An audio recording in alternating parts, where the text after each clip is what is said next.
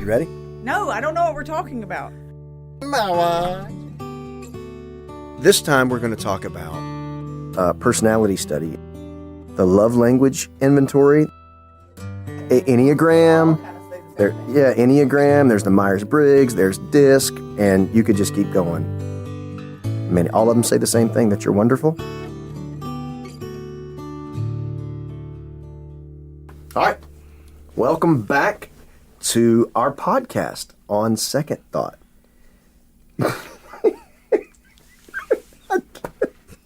I wish this was a video podcast. We've lifted our microphones up a little bit. I can't see you now, so I feel like we can't communicate and well. Now you're like... I'm like, where are your eyes? Peeking over your boom mic to look at me. Here. Yes. Is that better? I don't know what we're going to do. I am so glad to be here today, even though I can't see you through the wires. Well, I can... There you go. I can peek at you through the boom. Welcome back to the On Second Thought podcast with Jim and Stephanie Perdue. We are so grateful that you've joined us for another episode.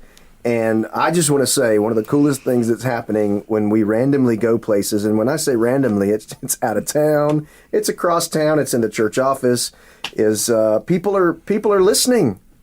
They want to hear from you, babe. You're the superstar. They want to hear what you have to say. You actually, everybody says you are hilarious, which is what you've told our kids they have to say at your funeral, right? The one thing they have to say is... that I'm hilarious and I love Jesus. Oh, I thought it was just I'm hilarious. They got to do the you love Jesus part too. She loved Jesus and she was hilarious. Oh, yeah. The hilarious thing is definitely on there. And I think you've actually said there's no inheritance if you don't say that or something like that. It's a pretty clear expectation. Or you're going to come back and haunt them. Yes, I've said something along those lines. That. All right. So we've been talking about marriage, a little bit of parenting thrown in, a little bit about our story, our relationship, just celebrated 21 years of marriage.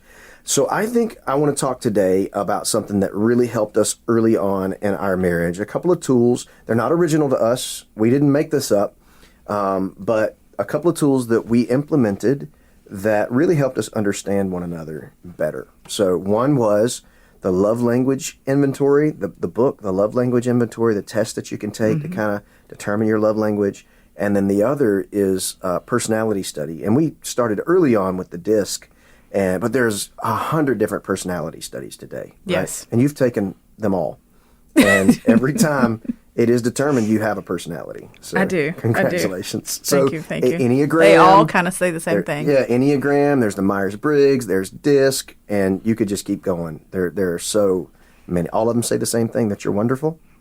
That's what you say. That's not necessarily what they say. So early on, we took the love language test. We did. So the love language book is a great book written by a guy named Gary Chapman. And he has talked about love languages for the last 2 or 3 decades because it's not new. And this is not found in a scripture verse of the Bible, okay? So this is a little bit of modern understanding of the human psyche or whatever. But he says that people receive love and give love in different ways. And so he talks about the 5 love languages people speak. He talks about receiving gifts. He talks about acts of service, quality time, physical touch, and words of affirmation. Those are all 5. And you're so proud because I did those from memory. I can see the pride beaming from you. They cannot. Oh, I know, because, but next season we'll do some video podcasts, right? You are making some guarantees. Bold predictions. Yes, I don't know. Mm-hmm. So those are the 5 checks love you can't languages. Cash. I'm going to just keep talking. Those are the 5 love languages. And everybody speaks a different language, may show love a different way, and everybody receives love a different way. And this was really good for us early on. Because I thought, hey, when we're dating or early married, like the way to show Stephanie that I really love her, I'll buy her something that she wants and surprise her with it. And how does that work for you? Well, I'm not really a gifts person. No, and you hate surprises. You hate surprises. So, which now, knowing that, I feel like I should go all the way back to May 11th of, of 2002 and say, hey, by the way, I'm going to ask you to marry me tomorrow. I can plan out my reaction. Yeah, you'd be like, hey, it would make my life so much easier. I think that's part of it. I don't really know how to react. You don't know how to react to surprises. Yes. So early on, I just thought that's normally what guys do, right? You're going to buy something nice. You did early on when we were dating. You had some standards, right? And one of them was receive flowers and a card. Yes. I didn't know that, but I did send flowers and a card. And so we have to tell the whole story one day. That has to be it. Can we save that for another time for next season? Yes. That'll be our teaser. That'll about be dating. Stay tuned to the next season. Yes. Of On Second Thought. What did the flowers in the card actually mean? Because there was a whole list of standards. You're telling the story. Oh, stop telling the story. That's a teaser. It's what you call a teaser. No, that's the whole story. No, it's not. Well, keep going. Yes, ma'am. All right. See, this is how you have a great relationship. You say yes, ma'am, a lot. So I learned early on that was not necessarily the way to show you love, which I thought every guy needs to buy his wife stuff. But you're not a gifts person. I'm not very good at buying gifts. No, so that's not what I said. I said you're not gifts is not your language either. Receiving gifts or giving gifts? Either one. No, not really. No. You're like, what do you want? And I'm like, Yes. I often feel like I've got everything I need and want more. Yeah. So kind of, we took this inventory early in our relationship. Have we even been married a year? I don't. Your memory's better than mine. But it opened up a world of understanding for me. So my top 2 love languages are, do you know what they are? Of course I know. What are they? Words of affirmation and physical touch. Uh-huh. And your top 2 love languages are? Not those 2. Mine is quality time and acts of service. And so you just naturally give words of affirmation and physical touch, right? I do. Do you really? It oozes from me. No. Not naturally. No. But I actually do give quality time and acts of service. Naturally. So you don't even have to work at this. God hooked you up when we got married, right? Yes. So just because you receive a certain love language doesn't mean that's the love language that you give. And just because your spouse gives a certain language doesn't mean that's the one they receive. And so it's important to know that. Like, I receive words of affirmation, but I don't think I'm very good at that. I don't think I'm very good at giving words of affirmation. And you don't really have to try with me. To give words of affirmation? Yeah. Because if I say, hey, you look really beautiful today, you say, shut up. Shut up. Why? Because you don't believe it. I am not a words of affirmation, but that's like you not don't need those. That's you not. Don't need, yeah. You're like, I already know I'm awesome. You no, don't have to that tell is me. not the way. No, no, gosh, no. So, no. But we have through the years tried to work on ways so I'll preach a sermon and get in the car and be like, hey. I feel like this is throw Stephanie under the bus No, day. this is important conversations. This is going to help so many people. Yes. And say. They're going to be like, oh. So what'd you think of the message? It was good. And I'm like, you have to say that. You were married to me. Like, give me some real words, Yes. what was good? What do I need to improve? And you really have, these days, you'll be like, hey, I thought this part, I like this part. I'd never seen that. Whatever. Also, I think I had to learn that with you weren't waiting on some super romantic, special, amazing thing for me to do. Like, a lot of times it was just me being with you. And quality time looks different to a lot of different people. Like, some people want quality time to be like, sit here, stare into my eyes. I am your sole focus, and you would probably look at me like I was crazy if I tried to do that. Like, for you, it's more like... It's just presence. But even like last night, I was in our bedroom doing something for a while. You were in the other room. Like, you came in there, you sat on the floor next to me, and we talked, So, like, that's quality time for you. Like, I'm there. Mm-hmm. And so I knew early on, I didn't need to, even while I had opportunities to go preach here and there, like, I don't need to be the guy that's gone a lot. I definitely wasn't called to be an evangelist. We're thankful for that because Mm-hmm. I've probably gone a lot. And if I can, when I go to preach places, I really like to take you with me, if I can.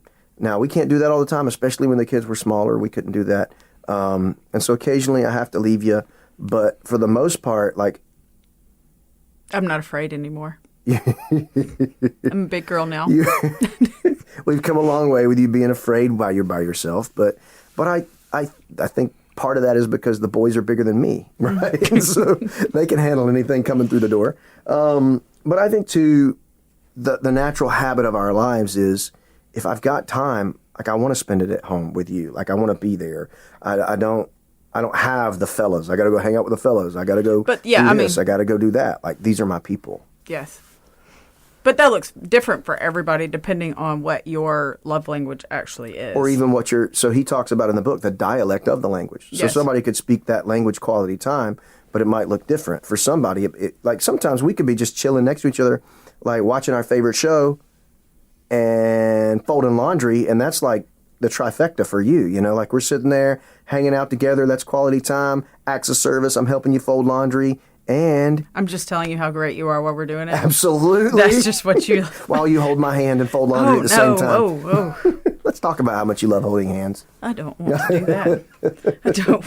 I do not. So what did it, when we did that love language inventory, how did it help you understand me better? Well, it probably helped me understand me better. Oh, okay. That I didn't give words of affirmation at all. So it's actually something I have to work on and develop. It's a discipline. I was easy to understand. Well, yes, I'm much more complicated. I told you early on, I'm an open book. Yes. But, and then physical touch, that's just not natural for me either. Yeah, but I would say... we have 5 children, so this we're would be all right. Yeah, a conversation for next season, another teaser. We did figure physical touch. I mean, we have 5 kids. We did figure that out. And for you, physical touch, when you say you're not physical touch, it means like you don't... I don't touch without a purpose. Yeah, you don't really want to hold hands. You don't really want to, snuggle up next to me. You don't, like, you have a shirt with a cactus on it that says not a hugger, which is true. Like, you do give hugs, but, like, you look at me. I mean, I remember, like, last year, like, you look at me in the kitchen, you're like, I need a hug, and I'm like, what's wrong with you? But as a married couple, we have, definitely. But I think some of that physical touch in the places that matter most. Well, and physical touch, for me, when you have 5 small people, right, always touching you, you didn't want anybody else just touching you, like purposeless touch. Yes, like, I don't want to be rubbed. On my back or my arms, or that one exception to the rule: if I play with your hair. Yes, I mean, that's always allowed. That doesn't make me better, or it just makes me different. And that's something we figured out as a couple. Whereas everybody's love language is different. Some women really feel like secure and that they are loved if their husband hugs them and rubs their back or their arm or whatever. I just want you to sit beside me. I can remember you saying, please don't pet me. I was like, okay, my bad. Because I think I naturally probably give a little physical touch naturally. Like I am a hugger. Yeah. Fist bumps, high fives, handshakes. I even do the bro hug thing, bring it in, pat on the back. Can't do that for too long, but like hand, twist, pull, slap, and you're done. It's something. That's a bro hug. That's the way it works. But I do think too, even though we would say you can't find this in the Bible, it does go back to how God created you, how God created me. God created everyone different. We have different personalities. We have different needs. We have different desires, and we express love in different ways. And that's okay. Like, I couldn't say, well, I have to have physical touch. You have to, like, put you in that box. That would have been, a burden for you to carry. Oh my gosh, how do I have to love this guy? Now it doesn't mean that you don't grow in ways to express love, and I don't grow in ways to express love, but it means that it's not like, ooh, I got to check this list. Did I hold Jim's hand today? Did I give Jim a hug today? Did I tell him, you are good at that today? That's not really the way this works. Well, and I figured out too that I express words of affirmation in written form a little bit better than I do verbally. Notes. When I have time to think through it. Mm-hmm. So I did feel like between text now, or notes and stuff like that. Leave me a sticky note here and there. Yeah. I felt like that was one of the ways that I was able to do that. Yeah.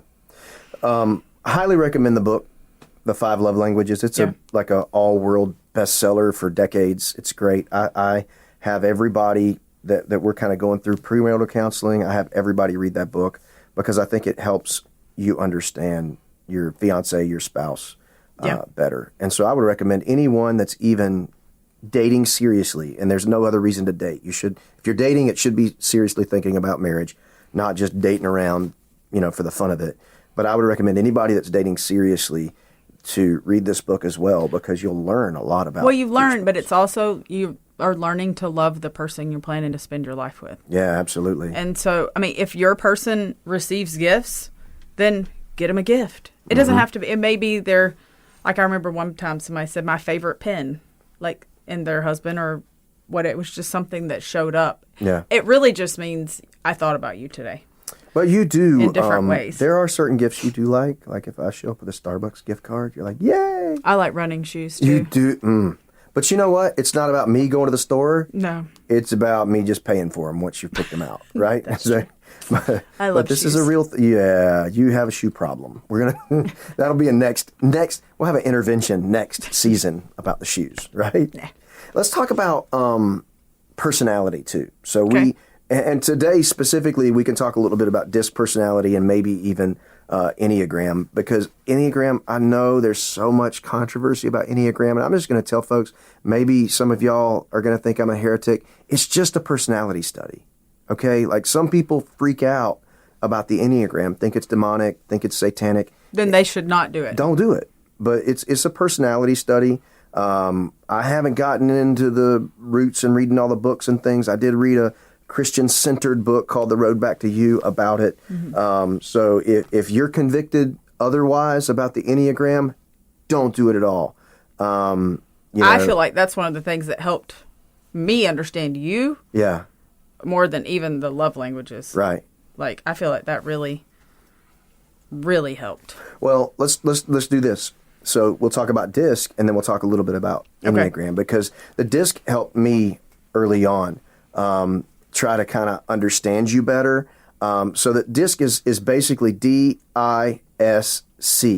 The D is a kind of a more dominant personality, foot on the gas, take charge, type A, make it happen. The I is this imaginative, influential. It's a little different than Myers-Briggs. The I is actually the extrovert, not the introvert. Yeah. And then S is this slow, steady, stable, really don't rock the boat kind of person. And C is that cautious, calculating, contemplative person. So I've taken the DISC personality multiple times over various years, but it helped me early on when we were married to know your personality and for you to know my personality, because I'm a high I. Which means you like people. I love people. That's why they give you all this energy. People give me energy, but you're an introvert naturally. And so when you've been around a lot of people for a long time, you are not energized. You are exhausted, right? Yes. You have to recharge by being alone, or just being back with my people. Back with your family. And so I'm a high I naturally.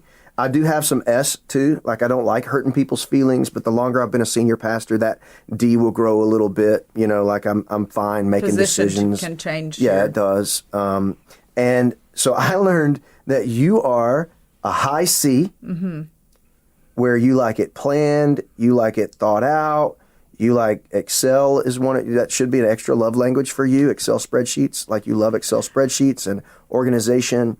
And all the things that go along with that. So I can remember shopping with you early on. I don't shop anymore. You do all the shopping for me.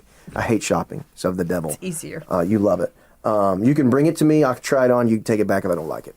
But I remember shopping with you early on. And you go look at this. Let's just pretend, because it's not like, here's the red shirt. And you look at it at that store for a long time. And then we go to another store and you'd look at a red shirt.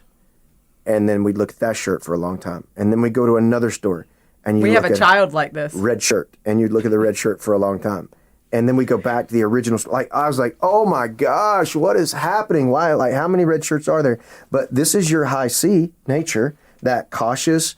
What if I make the wrong decision? Contemplative, like Yes. thinking through all the options. And I Yes. tell people this, high C's, not the Are the best. not the little squirty drinks, high C's, but high C people, the cautious people, they make decisions very slowly. But we are. Rarely wrong. Thank you very much. Because you think of Every scenario. option and scenario. I mean, you've probably already thought about 6 ways somebody could bust in here and kill you, before we finish this podcast, because you are thinking about every angle and you are ready, and whereas I'm just like, yay, we're doing a podcast. Some people say that's Woo. controlling. No, it's just C cautious. for control. Yeah, it's just cautious, right? So here's what a story that I tell people that helped me understand and really appreciate your high C nature. We were going to Cocoa Beach to be with the teenagers when they were going to youth camp years and years ago. We were at Second, but it could have been 8 or 9 years ago.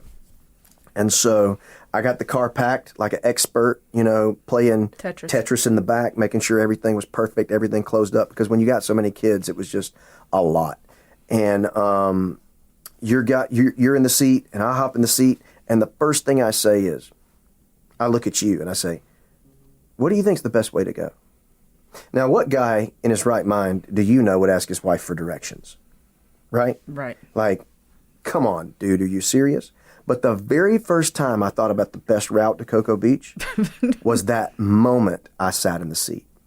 You don't even remember this probably, but your response to me was, well, we could go this way, but there's a lot of back roads. There's going to be red lights and stop signs, da-da-da-da. Or we could go all the way out to 95, but, there's some construction, da-da-da-da. Or we could go south and then cut across on 10, but you do know there's toll roads on 10. You gave me 3 options that you had already thought through every single positive and negative in like 30 seconds.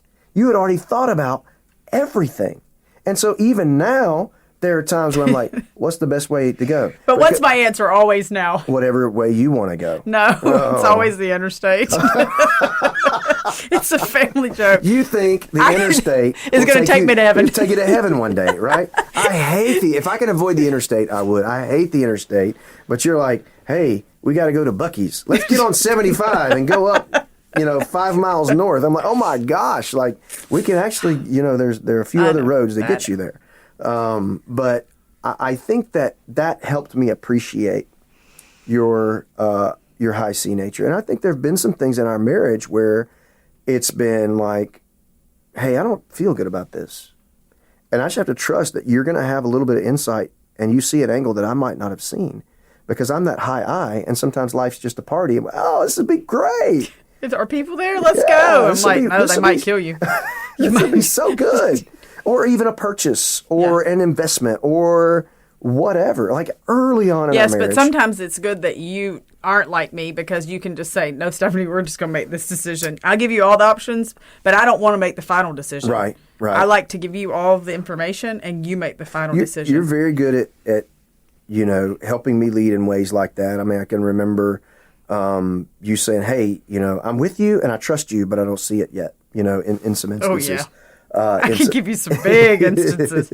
But I can even remember early on in our relationship, we were planning a church and, and somebody came to me and was like, hey, here's an existing church. They actually have a salary and people and a budget and, they run 300 or 400 and this is a great sized church and it's not far from you to stay where you are and all this kind of stuff. And I was like, Stephanie, listen to this. What about this? What about that? And you stopped me. Like, you didn't slap me, but it felt like a slap from the Holy Spirit. And you were like, I don't know, but I just know we'd have to depend on God a whole lot less if we did that than if we did what we know we're supposed to do. I was like, whoa, that was pretty deep. I didn't say that. That was the Lord. Yeah, well. I'm not really that smart. Yeah, you are. And God used that. Like, so just because you have that high C nature doesn't mean you don't step out on faith, you don't follow the Lord, you don't take risks. It means that you see every angle and try to figure it out. And then the Enneagram came a little later. I think you love the Enneagram more than any of it. I do. I love it. I feel like it because just you really are helped me figure myself out. Do you think it's helped figure you out? Oh, and you feel like it's helped you figure me out? Well, I mean, and our kids. I'm figuring them out. They don't like for me to figure them out, but they don't even know how well you have them figured out. Yes. I had them figured out before they figure themselves out. But anyway, because I always knew fruit my whole life, and it's something I worked through, like the Holy Spirit helped me, and it was fear. So I feel like I had grown so much, and when I took the Enneagram test and it told me that I was a 6 and that they are all rooted in fear, mad. I was furiously mad, and I hated it and wouldn't even look at it.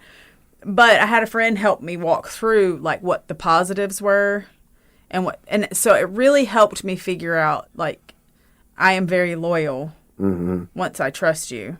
But you got a high wall of trust. We don't trust. So it just really, like, and it helped me understand who I was and that it wasn't bad. And I don't believe that I still have fear. I feel like, honestly, the people that have issues with the Enneagram, I mean, I understand, whatever. I can agree to disagree with that. But I feel like God can still use all of that.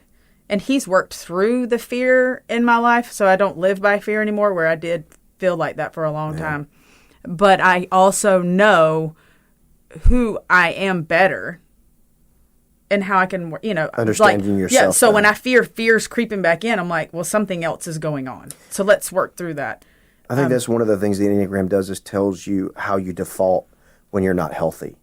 Yeah. Right? And so for me, I'll default to perfectionism. For you, you'll default to fear. Yeah.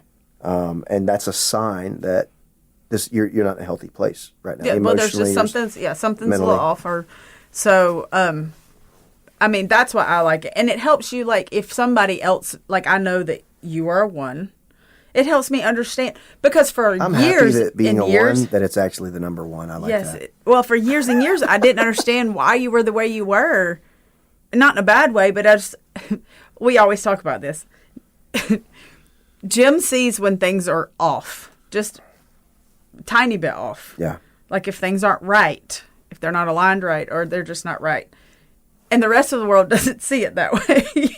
Yeah, I'm like, there's 7 people in this house, and 6 of them just walked past this. They didn't see this. Yeah. And you're like, literally nobody saw that but you. And I'm like, how is that possible? Yes. Like, or we were doing some work on our house a couple of years ago, and I'm all the way across the room.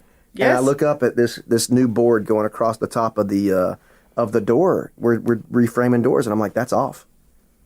And you're like, no, it's not. I'm like, that is off. It's more on one side than the other. And the guy came back to fix it, and it was 1/8 of an inch off. Yes. I don't know. I feel like sometimes it's a blessing, but I feel like sometimes it's a curse. Well, to see all those things that. And that's what you're always seeing them. And so to me, it's helped me understand what you are thinking. Mm-hmm. I don't think that way. And I laugh because I do not think that way.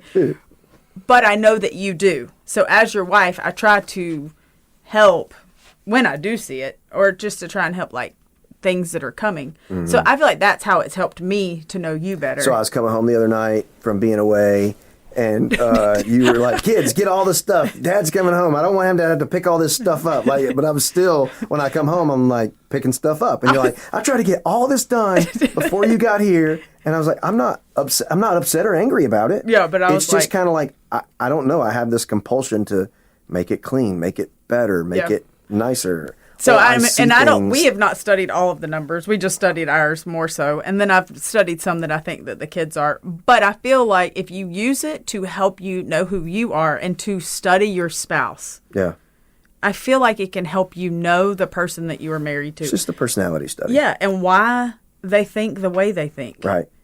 And how, like, they're not necessarily mad at you or trying to do things. If you have a kid who's an 8 likes to kind of defy a little bit, right? They're just challengers. They're a challenger. So if you have a kid who's an 8, you got to figure that out a little bit, right? You know, I mean, that's going to be different than a kid that's a 6, 2 or a 6, or even if you got a kid that's a 7, they'll be very different than a kid that's an 8. Yeah, life's a party to the 7s, you know. So we don't have to talk about all of them, and people can research this and again, I just think these are tools to help you learn, like we've said before, to study your spouse, to get to know them better, so that you can have a better marriage. Yeah. I mean, that's the point. Yep. Study. I still study in you.